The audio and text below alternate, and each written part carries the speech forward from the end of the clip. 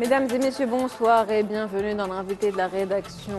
Le Maroc accueillera la Coupe d'Afrique des Nations féminines 2024 dans 6 stades répartis sur 5 villes. Une édition qui promet d'être inédite. 12 équipes réparties en 3 groupes prennent part à cette compétition. Le Maroc, pays hôte, a hérité du groupe A, donc aux côtés de la Zambie, du Sénégal et de la République démocratique du Congo. Une compétition attendue en juillet dont on va parler ce soir dans l'invité de la rédaction avec Magda Soltani. Vous êtes journaliste sportive au 360. Bonsoir et merci d'être avec nous.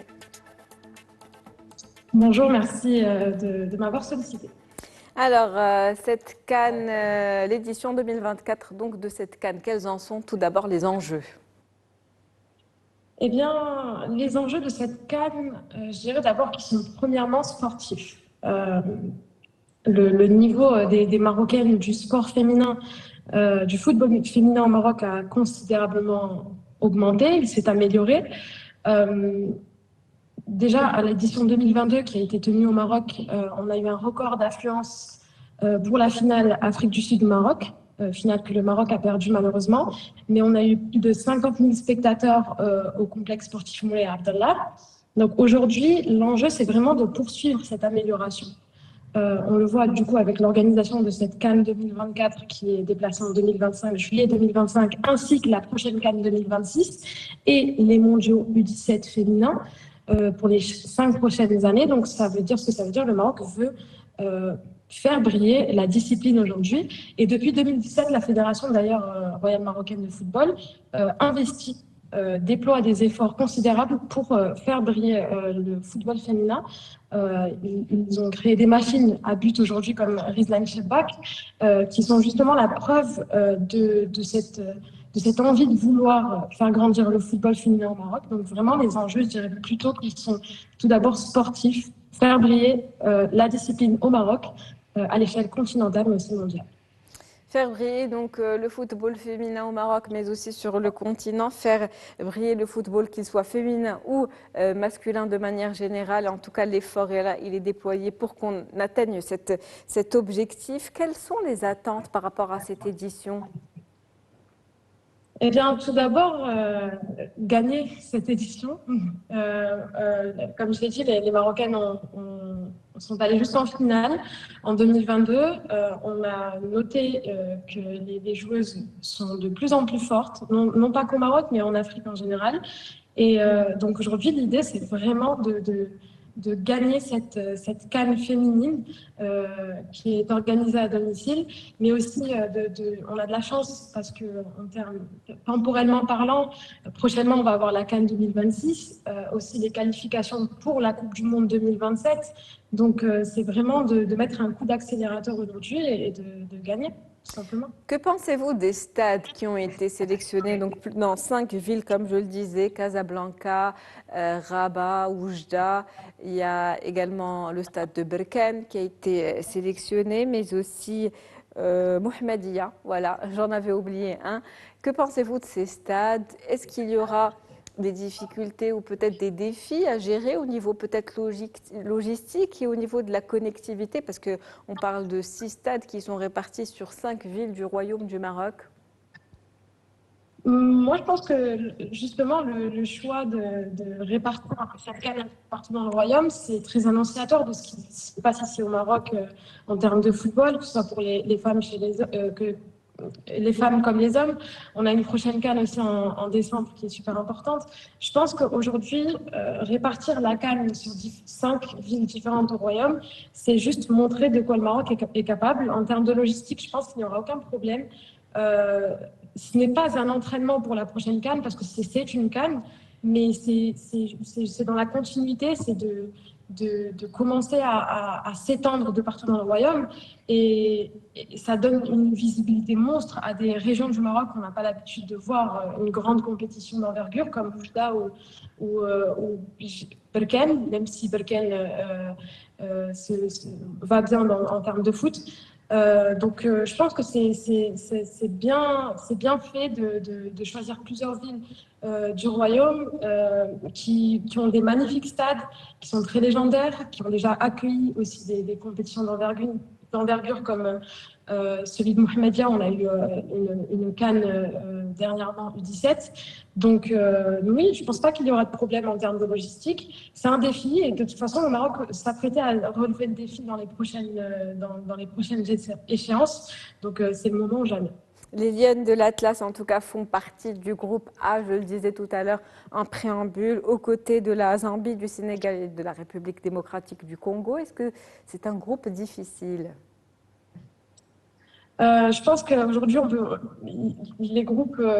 tous les groupes sont difficiles. Après, c'est vrai que dans notre groupe, on a la Zambie, qui est un peu la bête noire du Maroc, parce que c'est un mauvais souvenir, hein, mais les Marocaines ont perdu contre les Zambiennes lors du tournoi pré-olympique féminin de la CAF. Donc, c'est un peu à cause de la Zambie qu'on n'a pas assisté aux Jeux Olympiques de Paris en 2024, mais aussi les deux derniers matchs amicaux qu'on a perdus en 2023, 6-2 et 2-0. Donc, ça aussi, très, très mauvais souvenir. À l'édition précédente, en 2022, les Zambiennes ont terminé troisième.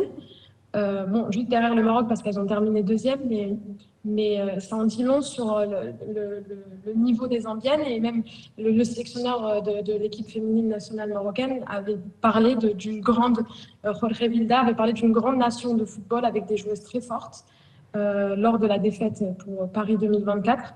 Donc on peut se méfier de la Zambie. Sénégal, c'est jamais à considérer comme un opposant faible parce que le Sénégal est un pays de foot aussi. Et pareil ça va pour la République démocratique du Congo, ça peut le faire encore, mais rien n'est à négliger. En tout cas, on peut s'attendre à tout, de la surprise totale. Quelles sont les forces et faiblesses sous-jacentes de chacune de ces équipes, justement? Est-ce qu'il y en a une qui pourrait créer peut-être la surprise? Les équipes dans le groupe? Dans ce groupe A. Je dirais que toutes les équipes ont montré leur niveau. Maintenant, dans le foot, ça peut arriver que d'une minute à l'autre, tout bascule.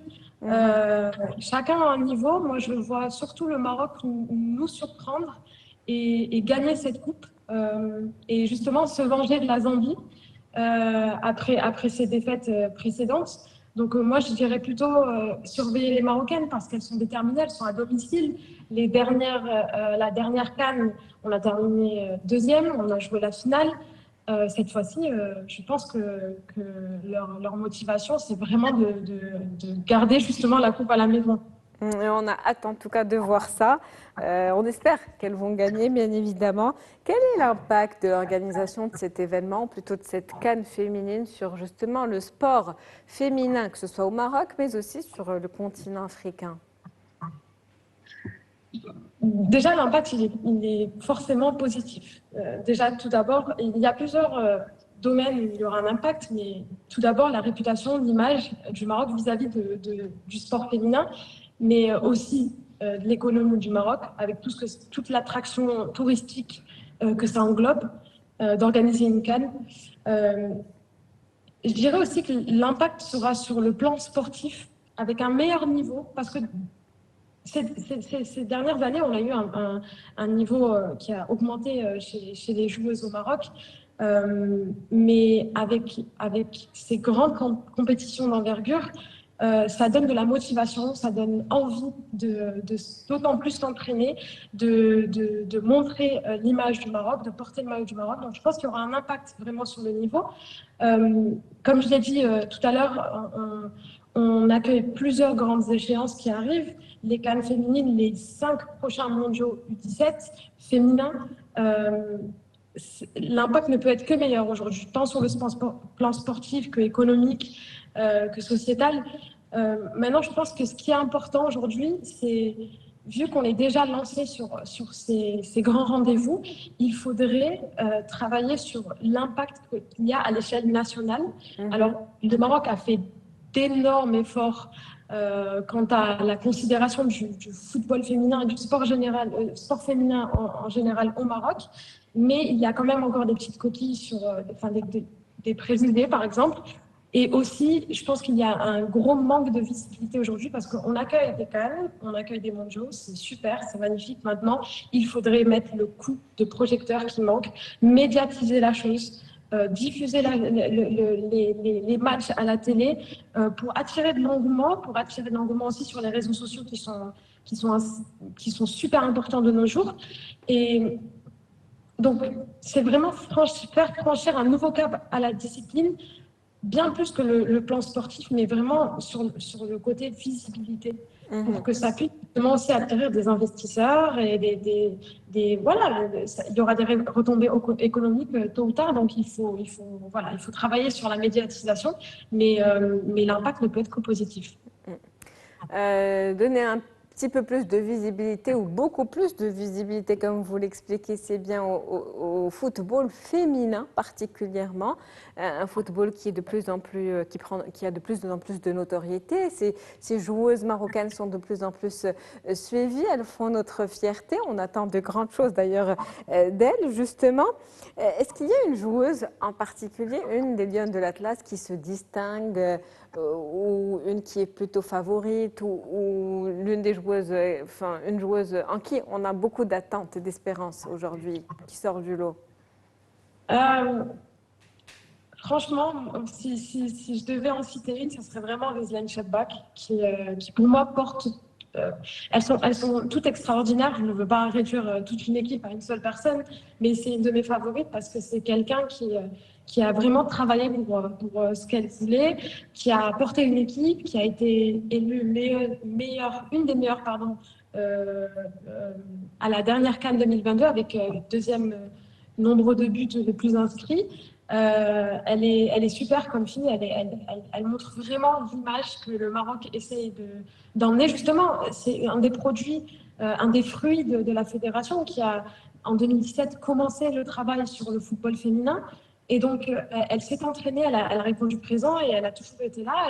Et oui, c'est quelqu'un qui se distingue et qui va se distinguer aussi dans les prochaines échéances.